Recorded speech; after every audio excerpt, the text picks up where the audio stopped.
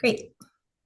So thank you everyone for joining us this evening. I'm Angie, and then we have Sue, and we're the nutrition coaches at Heirloom Athletics. Um, if you want to drop a comment in the chat, letting us know what you'd like to learn about protein today, that would be great. You've probably heard the word protein many times before, whether you have a specific health goal or just want to maintain your overall health. The word protein is saturated in food packages, supplements, and grocery stores.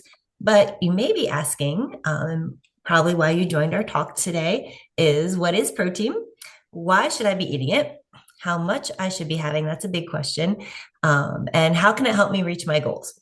So today we're going to give you the answers to those very questions so you can maximize your lean body mass and achieve your health goals. So at Heirloom Athletics, we've partnered with Healthy Steps Nutrition, as most of you may know, to support our clients using a framework that's guided, tested, and proven. We believe something as fundamental as nutrition shouldn't be complicated, and that's why we focus on a simple, step-by-step, habit-based approach. But we know that helping you become your best and healthiest version of yourself isn't just about what you eat and going to the gym a few hours a week. So we focus on a holistic approach that addresses nutrition, stress management, mindset, support system, and lifestyle. So with that, let's dive into why we're here today, which is protein. Protein is one of the three major nutrients referred to as a macronutrient. It's made up of smaller molecules called amino acids, and these amino acids are linked and strung together by chemical bonds like beads on a chain. So why are they important? Well, they make up about 75% of our body. And throughout the day, the body constantly breaks down and builds up new proteins. So for example, during exercise, protein is broken down, but when we're resting and refueling, it's building up or being synthesized. In the US, more than 80% of deaths are due to chronic disease. And so we also need to highlight that proteins are used for much more than muscle growth and repair.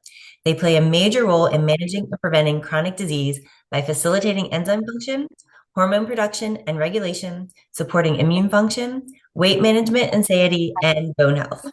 So whether you're aiming to build muscle, decrease body fat, or maintain your well-being, protein needs to be a staple in your diet. Protein is unique compared to the other macronutrients, fat and carbohydrates. And that's because the body cannot store protein. This means that it's essential to eat enough protein each day. Individual daily protein needs will vary based on age, sex, activity level, weight, etc. So aiming for about 30% of your total calorie intake each day of protein is a good starting point. So now that we have that starting point, the next key factor is to ensure you're eating a variety of protein sources, since each protein has its own amino acid profile. While the body can make a few of the amino acids we need, most come from food. There's a wide range of foods out there to help us meet our protein goals, and here are a few tips to help you navigate protein options. So tip number one, now that we understand that protein is essential to a balanced diet, but sometimes choosing which protein to eat can be a bit confusing. So how do we choose? So consider your specific health goals and overall well-being, but it's usually best to choose lean protein sources. They're low in saturated fat and calories and packed with vitamins, minerals, and antioxidants. Lucky for us, there's a variety of lean animal proteins to choose from. While whole eggs aren't as high in protein as meat, they're a great source of easily absorbed protein and are rich in vitamins, minerals, and antioxidants. In fact, eggs are one of the best sources of choline, which aids in brain health, liver function, and metabolism. Most wild-caught fish options tend to be lower in calories because they're leaner cuts of fish. So for example, 3 to 4 ounces of cod, flounder, or haddock provide about 25 to 30 grams of protein. And of course, chicken breast is another great option and has been a staple in the fitness world for years. A 4-ounce serving of chicken is packed with 23 grams of protein and is about 110 calories. So as you can see on this slide, there, which lists various protein options that'll help you maintain weight, build muscle, and provide your body with energy and nutrients it needs to thrive. And most of these options you find right in the grocery store, either fresh or frozen.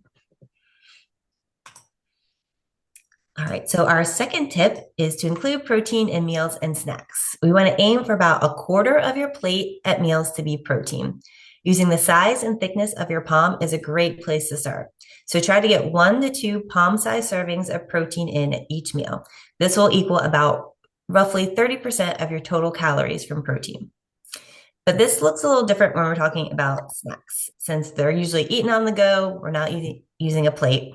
So going back to the hand portion guide, our palm is about 3 to 4 ounces. So if we aim for about half that size for a snack, it's an easy way to measure when we're on the go. So for our snacks, including a protein first is a great place to start. So by including a protein, you'll not only help keep your blood sugar balanced, but you'll also help keep yourself fuller longer. And having a meal or snack every 3 to 4 hours can help evenly distribute your protein throughout the day. So aim for 15 to 20 grams of protein in your snacks and upwards of 35 grams of protein per meal. By doing this, you'll benefit from feeling fuller longer, supporting lean muscle mass, and increasing your metabolism's thermogenesis, which is the process of producing heat in the body that can help you burn more calories over time. It actually takes work for our bodies to break down protein to use, so that's a plus. In our food options guide, we have a beautiful breakdown of our protein snack options. As you can see, there's a common component to each category, and that is protein. Protein is important and should not be left out of meals and snacks. So you can see from the list, we have a few easy whole food snacks that are good to keep on hand at the house or in your car, in your bags. You always have a quick protein source on the go.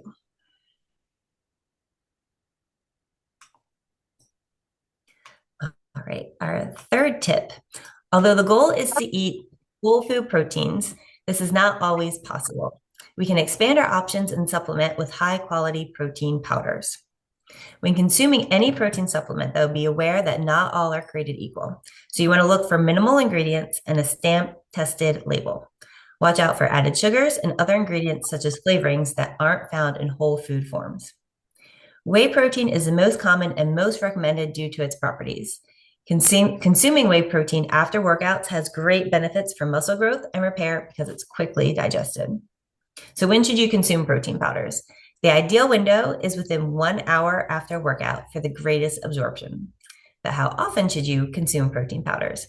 Some people's goals are different than others, which means their protein needs may be increased. And so consuming 1 to 2 protein shakes per day can help fill those gaps. You won't yield the exact same benefit from protein powders as eating whole foods. So focus on those whole foods first. That's more important when it comes to your total protein consumption.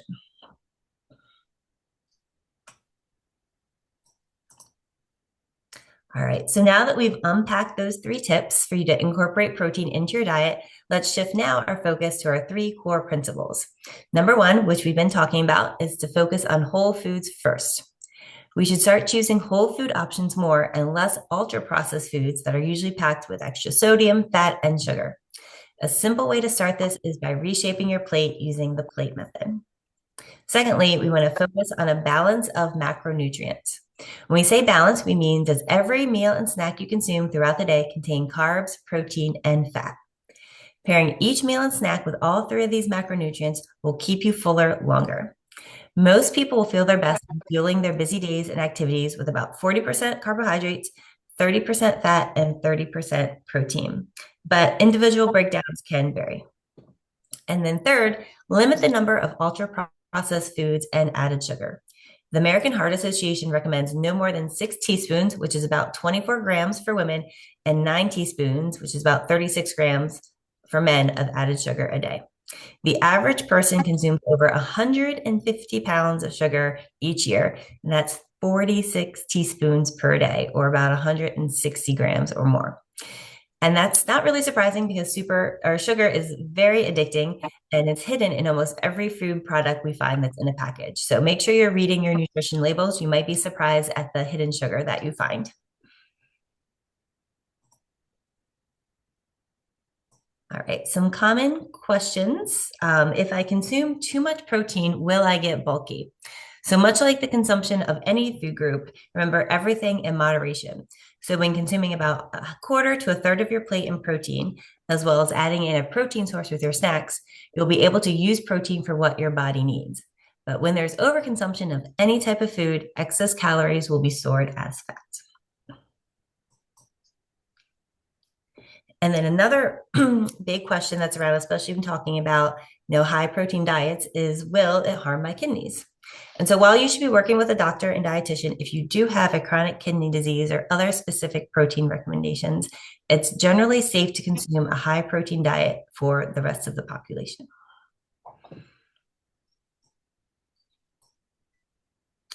All right, so as we wrap up, we hope that you have a better understanding that protein is one of the most essential nutrients to help you achieve your weight loss and body recomposition goals.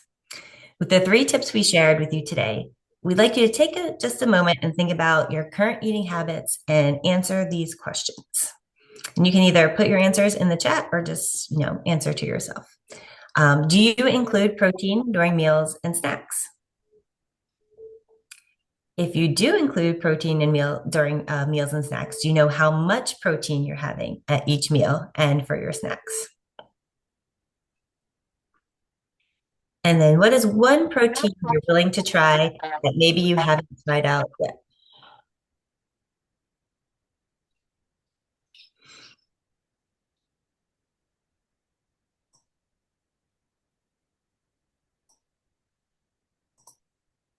All right. So as I mentioned, Sue and I are both nutrition coaches at Heirloom. And so if nutrition coaching is something that you are curious to learn more about, you can go to our website and click on the link to book a free call. And we will meet with you to talk with you about goals and how our program and how we can help you achieve those goals. We also have a new app that is available, whether or not you're a coaching client. It is you can have personalize your goals, has calorie and macro counts, daily education lessons with resources and research information, habit tracking, meal planning tracking, recipes, and shopping lists. This app is included when you're a nutrition client, but we also have an app-only subscription if you don't have nutrition coaching. So let us know if you'd be interested in trying out that app. And then finally, have any questions? That was a lot of information we went through pretty quickly. So if anyone has any follow-up questions or comments on anything we talked about.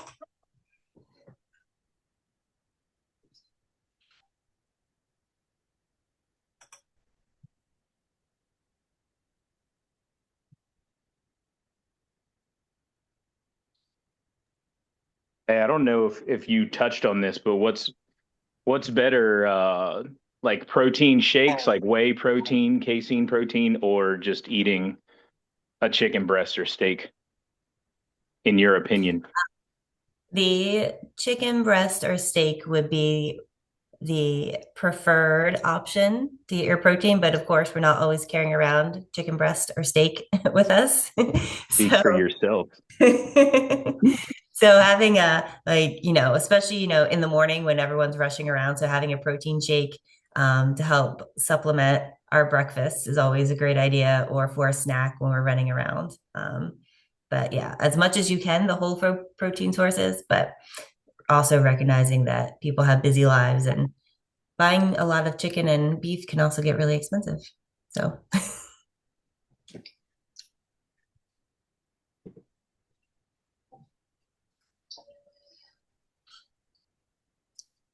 any other questions or comments?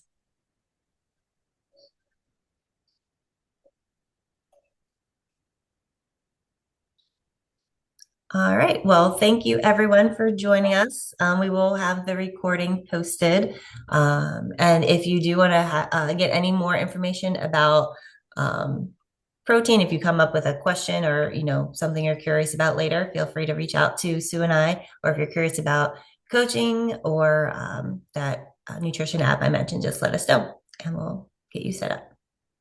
But thanks everyone. Have a great evening. Thank you, guys. Mhm. See you in the morning. In the morning.